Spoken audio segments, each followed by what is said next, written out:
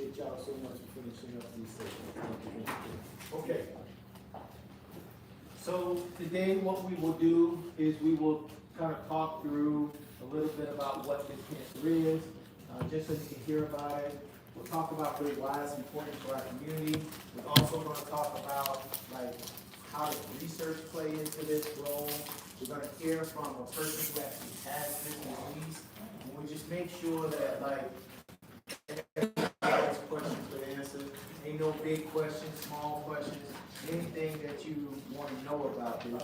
That's why I came all the way from Florida to make sure that any questions get answered, I can answer.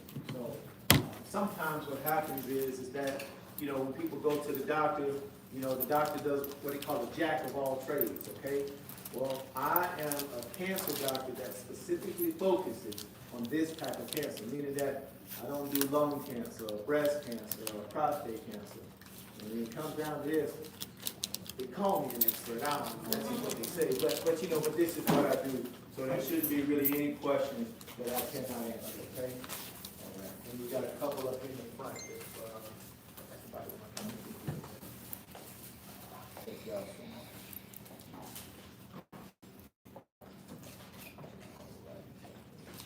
Okay. All right, this handsome young gentleman right here is myself. Like I said, I am a cancer doctor down in Tampa. And then, like I said, you'll hear from my colleague, Barney Morris, who has this disease, and he's thriving. Okay. All right. So let's talk about multiple myeloma. So the first thing I want people to understand that even though multiple myeloma may not have the word cancer in it, it is a cancer. Okay? And it's a cancer that starts out in our bone marrow. All right? And so Alabama is the South, so y'all know about the marrow that's inside the bone. And down in Florida, we eat the marrow. I think y'all might do the same thing here in Alabama. They said you ain't really ate a good chicken if you ain't ate the marrow from inside that bone. Okay? And so what we know is that inside of our bones, it's not going to be bone all the way through. On the inside of that bone, it's going to be the marrow. Chicken's got marrow, we got marrow. Okay? Well, the marrow has three purposes. Purpose number one is to make white blood cells, which is your immune system. Number two, to make red blood cells, which are the things that carry oxygen. So when you take a deep breath, you breathe in oxygen. But that oxygen has to go to your brain, it has to go to your hands and your feet. Well, those red blood cells pick up that oxygen just like the church bus, and it takes that oxygen where it needs to go. Okay? The third thing that the bone marrow does is it makes platelets. So whenever you have like a nosebleed or something, you can pinch your nose and you say, thank God it stopped. Well, really, you think the platelets, thank God too, well, you got platelets. But it's really the platelets' job to stop that from bleeding, okay? Now, because our body uses those blood cells literally every day, the bone marrow is the factory that just makes more and more and more of those blood cells, okay? Now, the problem comes in is that inside of that bone marrow, inside of that bone, one cancer cell turns to 2, 2 turn to 10, 10 turn to 20, and unfortunately what happens is that factory that should be making those three types of blood cells shuts down, okay? So what happens? If you have multiple myeloma, if the white blood cells is your immune system, and the factory not making white blood cells, what happens? You get infections. Right? So you say, all right, we went on a church trip. I'm the only one that got sick. What's different about my immune system? It might be a problem. Okay? The red blood cells, again, that's low, and that's carrying oxygen. Well, what happens is you feel tired. You say, man, I ain't did nothing. I'm sitting here watching TV, but I'm tired. Well, I just took a nap, and you wake up tired. You say, what's going on? Okay? Or you bump into the slightest little thing, you're always bruising, or you bleed real easy. So I ain't even really hit nothing, but I'm noticing these spots and bruises. That means those platelets and things that stop that bleeding from happening may be having problems. Okay? So those are things that are subtle, but those are things that could be signs that we might be having a bone marrow issue. Okay? Now, there's a lot of women in here, so fellas, y'all might not relate to this, but I'm going to talk to the ladies for a second, okay? What happens is that when women get pregnant, At 9 months, probably fellas, she was probably talking to you and said, hey, take me to the hospital. This baby growing, ain't no room in here, I can't eat, I can't sleep, can't go to the bathroom because this baby is just taking up our whole body, okay? But thank God that we have the birth canal, and boom, at 9 months out the baby comes. Well, now what's happening with this bone marrow issue is that that cancer's inside of that bone marrow, and what happens with cancer? It grows, and it's just growing inside and inside and inside. So unfortunately, what happens is that the bone marrow gets full of these cancer cells, and unfortunately, we see people having broken bones, okay? Or what we call lytic lesions, or that the cancer is really taking bites out of people's bones because unfortunately, there's just too much cancer on the inside. Okay? And it's literally, unfortunately, eating people from the inside out. Okay? And that creates big problems. Okay? So what happens is that what we know from this disease is that we can see it in the bone marrow, we can see it in the blood, because as I told you before, what happens in the bone marrow happens in the blood. So because the bone marrow is the factory that makes blood cells, we will notice that there's issues into the blood. Because of those issues with the cancer cells growing inside of that marrow, we're going to also notice that the bones could be breaking down, and unfortunately, we're not all 12 no more, so if the bones start to be a problem, those bones are breaking. They're not going to heal like they did, 20, 30, 40, 50 years ago, okay? And so this can create a big problem. Now, one of the big organs that also is affected is the kidneys. You say, well, why is that, Dr. Blue? So, what happens is that our kidneys are like a big fishing net, okay? Our body is supposed to hold on to the fish, and everything else goes through that net, okay? Now the issue is that sometimes our body gets overworked, okay? And the kidneys, especially if there's extra cancer cells in your blood, well, the kidneys say, hey, there's too much fish in this net. So what happens is that unfortunately, the cancer starts to spill out into the urine. Okay? You can only hold so much in that net. Your kidneys can only work so hard before the kidneys have to shut down and do what they call dialysis. Okay? Now you say, well, how will I know if this happens? The first thing that happens is people get what they call protein in the urine. See, what does that look like? What happens is, now I use the guys for example. You go, stand in front of the toilet, but you notice these bubbles in it. Almost look like soap suds. Somebody put dish detergent in there. Why got all these bubbles? Well, the bubbles, unfortunately, are the kidney's alarm signal to you to say, hey, something ain't right. And it could be those extra protein, those extra fish that the kidney should be holding on to, but unfortunately it's passing through your urine. Okay? So that's the number one sign that unfortunately something might not be right. Again, also what happens is that it hurts the immune system. So again, we all go somewhere, we all go to Mount Olive and pastor the church.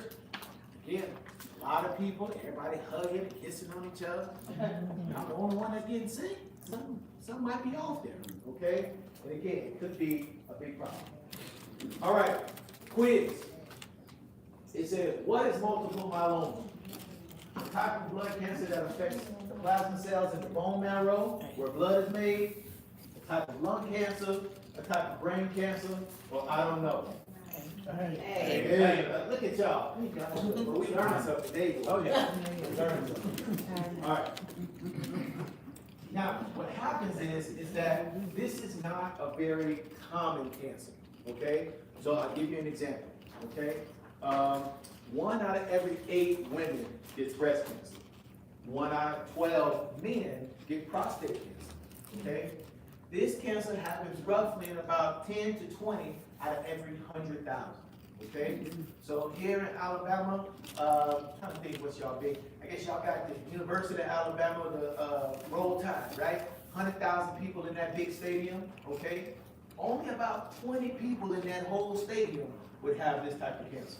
Okay, so it is much less that you heard about. However, when it comes to us, when it comes to people of African descent, it's twice as likely. Depending on some books you read, even 3 times as likely.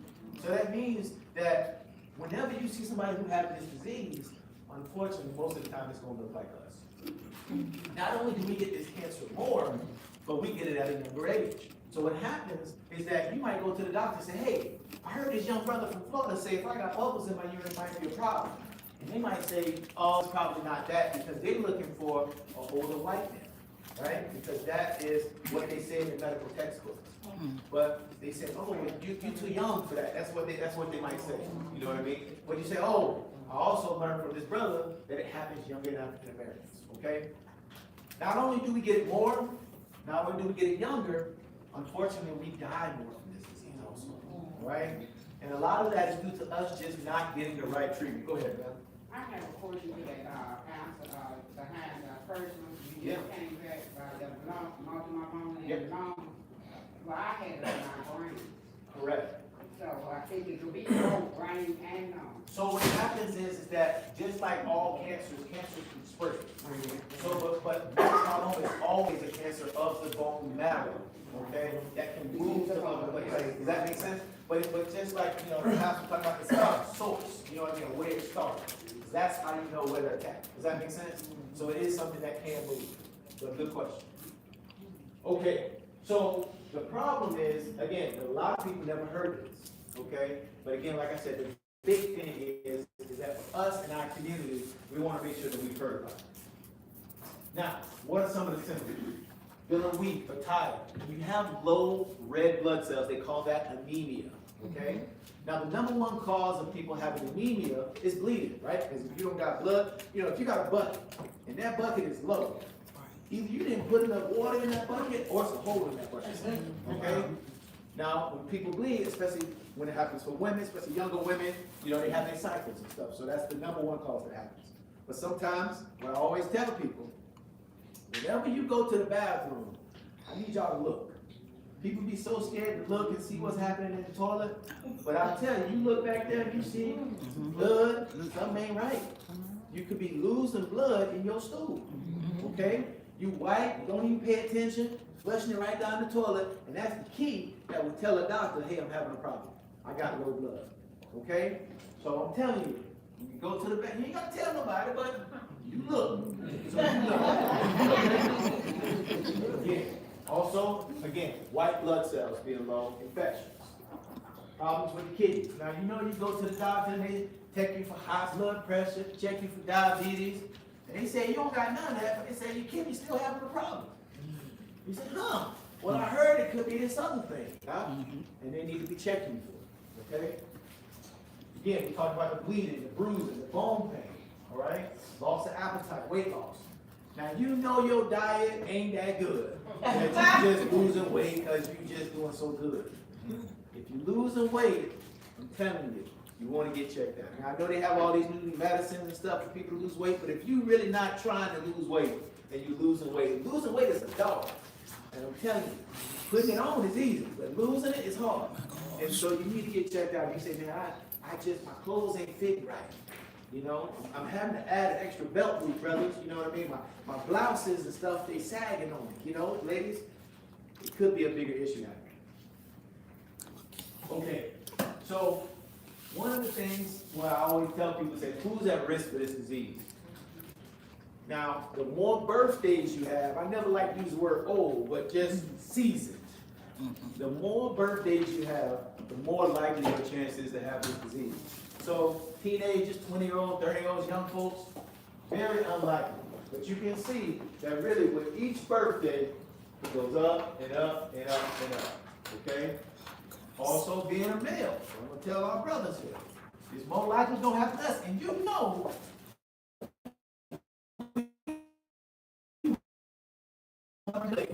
not getting checked out, about trying to figure out what's wrong with us. So that's why for us, even here, you can see the ladies outnumber us. Here at the small thing, and this is really something that affects us. Again, we talked about being black or being of African descent, or, this is important, having a family history. So I always tell people, you need to let your brothers and sisters know. You need to let your children know what's going on with you. You ain't got to let the whole church know. You know what I mean? But you do have to let the people who could be affected, because what happens is if you don't tell them, it can be at risk. And they say, oh, daddy died of something, I don't know, some type of cancer. Say, no, they need to know this exact type, because we can do what we call early detection, okay? So I do encourage everybody to let their family know what's happening. You say, well, what will they do? They're gonna do some blood tests, because we talked about how you can check it in the blood. They're gonna check the urine. We just talked about why the kidneys are important and the urine is important. They're gonna actually look inside your bone marrow and do what they call a bone marrow biopsy. All right, so what that is again, inside of those bones has a marrow. So we just take a little bit of a needle and we basically can look at that marrow underneath the microscope, okay? And then they'll take pictures, full body pictures. And those full body pictures will let us know if you start to have some of those bone breakdown that we talked about before those bones break, okay? Unfortunately, people come and see me and they say, hey doc, I got multiple myeloma. So now I'm having to talk to them about things such as chemotherapy, such as radiation therapy, such as surgery sometimes. All these things are important because they unfortunately help people with this disease. Now, like I said, in our community, they say about 1 out of every 5 myeloma patients is black, and that's a lot. All right? And so for us, it's just, this is a more serious issue, okay? And so that's why I want to get the word. I mean, that's really why I came all the way up from Florida, because I want to tell people about something that I see literally every day, and people come in here and say, I ain't never heard of it. Okay? And so I just want people to, you know what? I heard about it. Dr. Blue told me about it. He ain't got to even remember my name. This young brother came and told us about this thing, and they told us it was more common in African Americans, and I want to make sure that's me. Okay? All right. Pop quiz. Who does multiple myeloma affect? Men, women, young folks, or everybody? Everybody. All right. It affects everybody. Now again, more common in men, but it can affect everybody. Okay? All right. Let's talk about research. So really the only way that we can make things better is if we test it, okay? You say, well, what does that look like? As people know, it's so many new inventions out there, technology doing all this kind of stuff. I mean, we got this little buzzer here, a computer and screens and all. We didn't have that in churches back in, I mean, this is all technology. And the same thing happens with the medical field. What happens is that doctors such as myself, they have an idea and they say, we've been given this drug A for 20 years. What if we put drug A and drug B together? Maybe that'll help people more. But the only way we would know that is if we test it, okay? And it's what we call clinical research, okay? Now, this is important because that's the only way that we make things better, because an idea comes up and we have to test that idea, okay? And they do these things called clinical trials. And these clinical trials are really how all medicines came into effect, because we have to know what are the side effects, is it safe, does it work? These are really important questions that we have to ask ourselves, and research is really the only way that that happens. And so each one of these steps has a different meaning or matters the most. So step one, whenever I have an idea and I say, let's put these two drugs together that ain't never been put together before. Well, the first thing, or phase one, is it safe? Am I going to hurt somebody by doing this? Right? Some of the big side effects, you know what I mean? And does it actually do what we want it to do? You know what I mean? Third step is it better than what we already have? If we put A and B together, and it's most side effects, and ain't no better than A by itself, we wouldn't do it. So we have to compare it to what we already have. Now this step 3 is important because people always say, I don't want to get that sugar pill. Well, I'm going to tell you that we're dealing with people's lives. We're dealing with cancer. There's no way that you would be getting a sugar pill in 2025. Okay? What you would get is what's already available. All right? So they might say, hey, Dr. Blue wants you to be in this clinical trial, and what they'll be doing is actually adding to what you potentially already could be on, as opposed to not taking anything away. Okay? So this will only be in addition to and not taken away. Okay? And then phase 4 is once the disease is, once the drug has been approved, then typically for stage 4 or step 4, we basically just make sure that now that we don't open up the gates for everybody to have it, are we noticing any issues that we didn't notice at the beginning? You know what I mean? And so this is how really all drugs have to go through these different steps or phases. All right. First, we got to make sure it's safe. We got to make sure that it works. We have to compare it to what's already out there, and then again, we have to look back and make sure that people are not having any issues. You say, well, why do it? What's the whole reason that I need to do clinical trials? Well, the reason is it helps your kids, it helps your grandkids, because what we want is for a better world for them, right? It's to say, hey, in 5 years, 10 years, 20 years from now, I participated in something that saved my grandbaby life. You know what I mean? I made some medication that's available that was not available when I had this disease. And that's really a big part of some of the things that we can do. But also, it helps you because now you have access to the latest and greatest. You get access to medicines before they even come on the market. Yeah, I will. Could you verify what you're talking about? How you find out about this? Great question. How I even find out about it? Or they gonna send it to you? The first thing I would say is ask your doctor. A lot of times people don't even talk about, well, us, right? Other folks come in and talk to me and say, Dr. Blue, I want to be in these clinical trials. But for us, it's something that a lot of us are scared of. You know what I mean? If you're going to do 100%. But if you tell your doctor, hey, I want to be in a clinical trial, or I heard about this clinical trial, then for sure, typically, most of the time, they'll try to find something for you. If not, sometimes people do their own research. It's easy for people to go to Google and Google, let's just say you got high blood pressure clinical trial. And you can find out what the new blood pressure medicine is. You can get access to the new blood pressure medicine. Maybe instead of most blood pressure medicines being twice a day, now you get to be on the blood pressure medicine that's just once a day.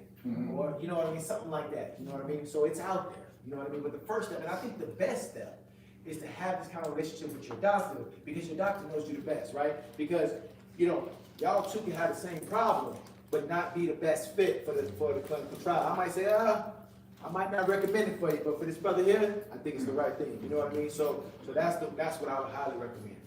But good question. But one of the problems, though, with that, though, the cost of it. You know, Great question. So who pays for the clinical trial? What happens is that, if you remember at the beginning, we talked about there was a company named Pfizer who was helping pay for some of these things. These pharmaceutical companies typically will help offset a lot of the costs, okay? So what happens is that these companies, you know, if they have an idea for some medication, they want to make sure their medicine is approved. So they might say, hey, instead of going to Walgreens or CVS and getting your prescription filled, we'll pay for the medicine as long as you enroll in this trial. So that does happen all the time. Sometimes there's a lady from Blood Cancer United here. Sometimes what happens is that there's resources that are available depending on your diagnosis. They can say, hey, I went to Blood Cancer United and I see somebody else who has this same disease who can actually, I can talk to somebody with. Or I can say, hey, like, you know, the thing about cancer, I'm gonna just be honest with you, cancer don't care if you're rich, cancer don't care if you're poor. So what happens is that there's a lot of rich folks with cancer, and they donate a lot of money. And they might say, hey, if anybody got this cancer, I'm gonna help cover their medicine. That happens all the time. Or instead of them covering all of it, they might say, instead of them paying $100, they might pay $10. You know what I mean? Because there's a lot of programs out there to help people. You know what I mean? And so the folks at Blood Cancer United for sure help people. And that's something that Christ, for a lot of people, especially when it comes to cancer, we're able to work around. Okay? Well, good question. Oh, this is so just know they're going to talk about something called informed consent. Informed consent just means we got to go through the nitty-gritty with you. You know how, like, you ever been listening to a commercial and they talk about some medicine, and at the end they say, this drug might cause blah, blah, blah, blah, blah, blah, and they just say all that stuff. And the reason for that is that, let's just say, you know, it called diarrhea, and you get diarrhea. Y'all ain't tell me, you know, we be quick to say something. Y'all ain't tell me this was gonna cause diarrhea. So we gotta tell, even if it's a 1% chance, a small chance of something happening, we gotta tell people. And most of the time, for some of those side effects, it is a small chance, you know what I mean? But we gotta tell you about it. all right? And it's what they call the fine print, you know what I mean? And so that's really what the important consent is, just so you know exactly what's happening. Now, I talked a lot. We learned a little bit about what the heck multiple myeloma is, all right? We learned about some of the signs and symptoms. We talked about people getting infections, people having low blood, people bruising, having bone pain, right? Those are things that you might ask around and you might say, hey girl, you tired? Yeah girl, we just had that whole church service, I'm tired too. But this is different. You take a nap and you sit down somewhere and you're still tired. Or the brothers or something, you know, might say, hey brother, you got back pain? You know, you hurting in your bones? Yeah, brother, you've been sitting down and doing all this stuff at church. Pastor had us doing all this. Now that's different. Because what happens is that if that pain continues, or again, you know that you having back pain, but you ain't been doing nothing. Because again, that's how you know it might be a problem. But again, I done talked for a lot. Let me let Barney Morris come up and kind of tell you his story about cancer and about this disease. Thanks, Dr. Blue. Hello, everyone. How are you doing? It's good to be here in the house of the Lord. I'm pleased to be at the Temple AFC Church out of town. I grew up in this church. I want you to bear with me a little bit before I get into the myeloma. I want to bring you along my entire journey. In 2004, I was a senior federal agent in Tallahassee, actually something in Field 2. Living a life of God. I mean, 3 kids, doing well, a house on the hill. I was a major in the Air Force, 1 year from being able to retire. Living good. Part of the requirement of my job as an agent was to get active in prison. 41 years old. Had physical blood test came back slightly elevated PSA, prostate specific antigen test. Now, the PSA is related to your prostate.